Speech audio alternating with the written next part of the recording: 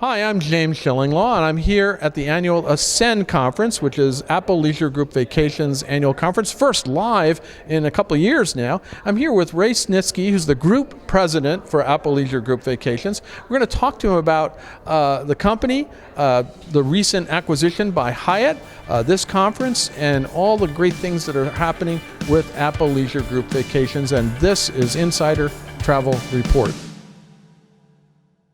First of all, Ray, it's great to see you live. We've done a few Zooms over the last COVID time, and now we're here together in person.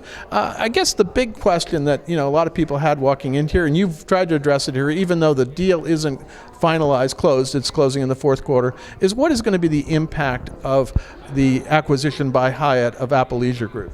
Yeah, well, first, tremendous gratitude for you taking the trip and joining us. Thank you very much. I wouldn't have missed it. Yeah, James, you're a great friend and appreciate you taking the time. I think it's just going to be exciting in that, I think that with the renewed interest or heightened interest of some of those large hotel companies in the all-inclusive space, I think it's going to increase the quality of the products and the services, so I'm excited about that. This is a segment that has done really, really well, and I think there's been a kind of a better understanding of the potential of this product now.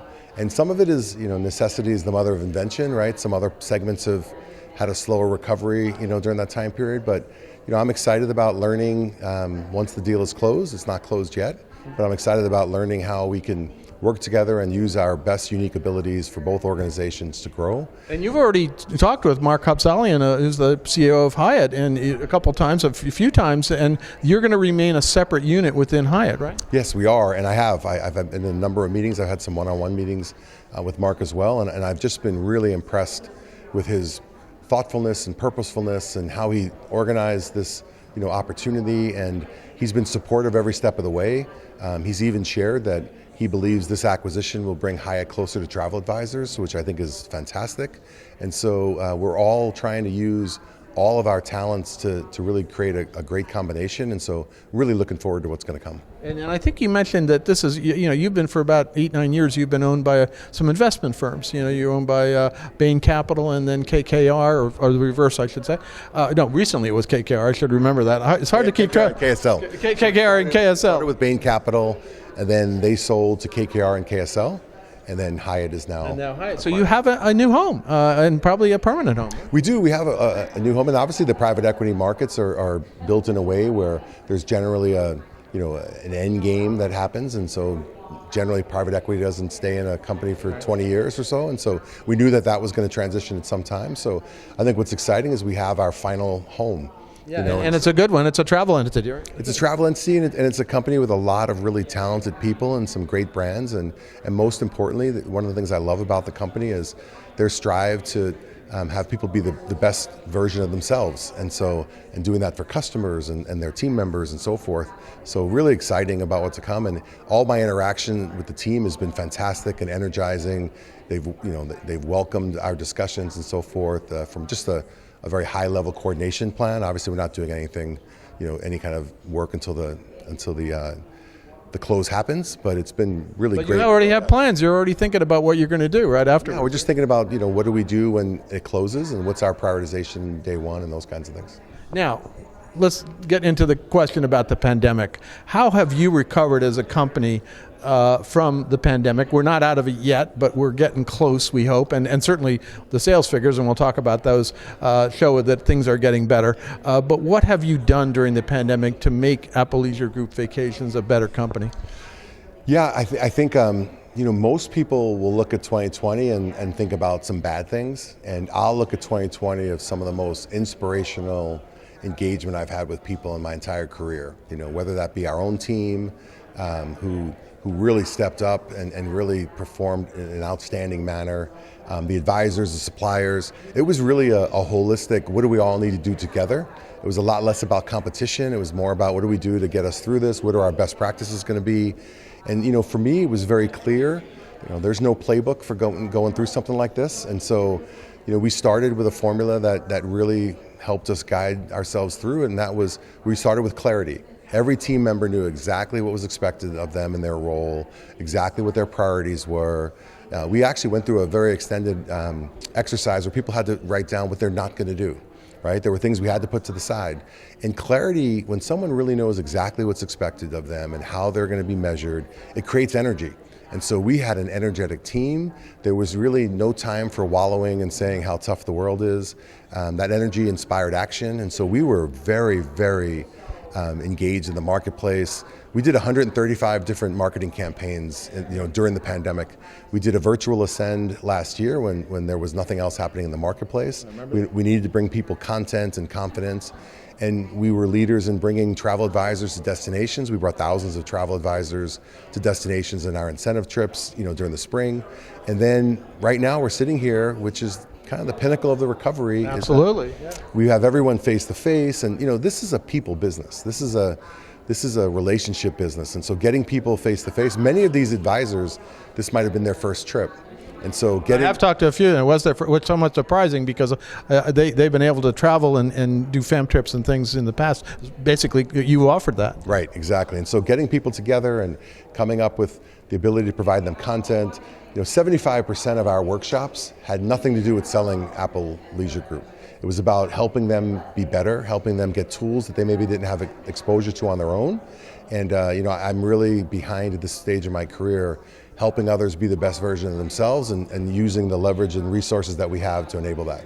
Now, but this didn't come out with a few blips. I think you tell a story on stage about how when the U.S. put in the requirement that you had to test before returning home from vacation, and you're sitting down there thinking, oh my God, how are we going to do this?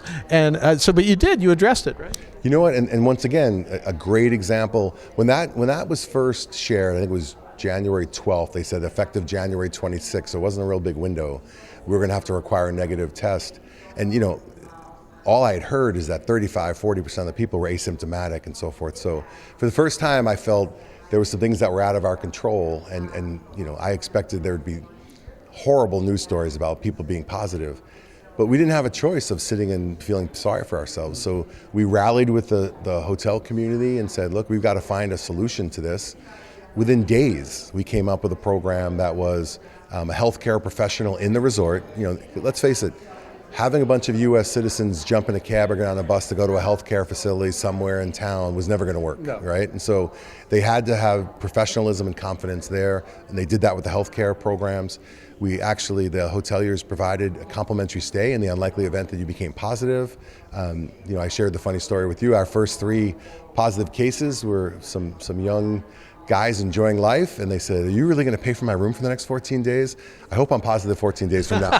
It was less about, I think people were less concerned about getting sick and more concerned about the inconvenience and the cost. Right. And then we did other things to support that, where we increased our travel protection for during travel from $500 to $3,000 per person without any increase to the customer. So now we had a real solution. We had a solution that we could promote and share and build confidence in, and that really saved, in my opinion, saved 2021. And I think you said there was some kind of, if you're down here in Cancun, the amount of positive cases was some kind of 0.013, very low. And so once again, things that when I shared how inspired I'll remember 2020 is with really difficult financial circumstances, hoteliers didn't cut any corners at all. They made sure that the safety and sanitation protocols were in place, and it resulted in our first 1 million customers coming back into the country, we have a positivity rate of 0.033 of 1%. So and that's one of the most miraculous things. That's not including those who tried to pay to be positive so they could stay later. Right, exactly. Yeah, exactly. They're not included in that. So now let's talk about something else. Obviously, over the years, as you came together as a company with the acquisition of Mark Travel, before that Travel Impressions, to create this really the largest wholesale operation in the United States, you had some issues. You had travel advisors who were upset about the processes that were happening in terms of the reservations calls, in terms of the group bookings, things like that. But I get a sense, and especially here from the travel advisors here and from what you've been saying, that these problems were solved or on the way to being solved, and you're emerging even stronger. Oh, no question. I think that what was underestimated a little bit in the merger with Mark Travel and ALG was it wasn't ALG and Mark Travel merging. each of the ALG businesses were all self-contained, separate companies. So they all had their own reservation system, their own computer system, their own buying teams, and so forth. So it was really 4 companies merging. Yeah. And so it took a little transition time for that. But at the beginning of 2020, we were really clicking. Times were going really well. We were driving strong business. Our service levels were well. And this is there's very rare instances where size and scale aren't helpful. But during a black swan pandemic, they're not helpful, right? So we canceled, 1.1 million passengers. You told that figures. I was amazed. Yeah. But you got refunds to people, everything. We did, yeah, of course. And I think it just took a little longer than we would have liked. Our service levels were never what we expected during that time period. And there's no excuses. But the reality is the perspective of the size and the number that we were working through. But we did things fast and got through it. And as we stand here today, I shared in the conference, our service levels are leading in the industry right now. Our average speed of answer, we're using a lot of transformational tools. You talked about you're starting to use a lot more artificial intelligence item, AI, and you partnered with some new companies that can provide you with those services that for your reservation agents, it's going to make it a lot easier. It will, and I think that when I look at that, the improvements we've made by using bots and artificial intelligence and better things to get more information and content to advisors and our team members to try and solve problems. 29.3% of all of our interactions in the contact center in September were digital. And so that allows us... So you're doing chat and all kinds of things. Chat, text, all kinds of different things, email. And that's allowing us to... This isn't about reducing team members. It's about letting them focus on more complex, higher revenue generating topics versus what they had been. So we're sitting here today with fantastic numbers, and the more we continue to invest in transformation and efficiencies, because it's not a destination, it's a journey. And I'm a firm believer of that old phrase, whether you're the lion or the gazelle, you have to get up every day and run for your life. And so we're going to continue to invest in transformation and technology and efficiencies, and I think that'll create a great opportunity for us and our partners. Now, of course, the rub is sales. Now, what do sales look like both for this year, for 2021, and then into 2022? Because I think everybody's thinking 22 is going to be gangbusters, but you've actually done pretty well for 21. Yeah, 21 is, if you would have told me 1 year ago that this is what was going to happen in 21, I would have thought you were overly optimistic. But by doing the things we've chatted about and by really being engaged, I believe we've created an environment where we've taken a lot of market share from some competitors. Our volumes, we're probably going to be about 700,000 passengers above what we forecasted last November for 2021. So that's worked very well with a lot of focus on efficiencies and transformation. We've had margin expansion by being more efficient from an operating expense standpoint. And right now, for 2022, we have more groups on the books than we had all booked and traveled in 2021 at this stage. And we're not even into the peak group part of the business. So really working on different tools and engaging folks and really, getting some great results. So you think 2022, you're going to be maybe surpassing 2019 levels, maybe? Oh yeah, from a performance standpoint, we've exceeded 2019 this year. And so I think moving forward, what we're going to try to do is just be as dynamic and adaptable, because I wish I could tell you what the booking window was going to be next year, and I wish I would tell you, is it going to go back to what it was with the seasonality? Will there be a surge in the second quarter? Those are all things that are hard to really predict these days, but we do everything with data-driven decisions and making sure that we see, and the close-in booking window has been one of the most shocking things I've seen. People booking higher-end product. There's been times we've had 50% of our bookings be within 45 days, and that's unheard of. Well, they want to get back traveling. That's the thing. They do. And so that's the part too. The customer has been very resilient, and we want to continue to make things easier for them to go have their memorable vacations. And that's all important. Now, what can travel advisors look forward to from Apple Leisure Group Vacations for the future, for the rest of this year and for into 2022? Sure. So once again, really investing in the tools that they use, so giving them really great content. We've had all kinds of marketing programs and travel logs and travel blogs in our ALG V360 marketing suite of products, so that they can be professional in sharing their marketing content with their customers. We're making continued investments in the VAX platform to give them more flexibility, more ability to be in control of self-servicing and modifications. And we're continuing to do programs. There's going to be a new program that's coming out. We had the Year of the Travel Advisor in 2021, which was a smashing success for us. And now there'll be a new program called ask an advisor. And so more to come on that, but it's really exciting they are a focal point of what we do, and we wake up every day trying to find ways to make them better. Anything else you want to tell our 90,000 travel advisors out there about Appalachia Group Vacations today? I want to say thank you. I have tremendous gratitude for your support and collaboration, and we're going to work very hard and smart every day for both of us to continue to grow and be successful. So thank you very much, and hopefully see you around somewhere throughout the year. Absolutely, as we see here. Well, thank you very much, Ray, for inviting me down here. Great to see you live. We've done it. We've seen each other on Zoom and a few places. We actually have seen each other live a few places, but not too many.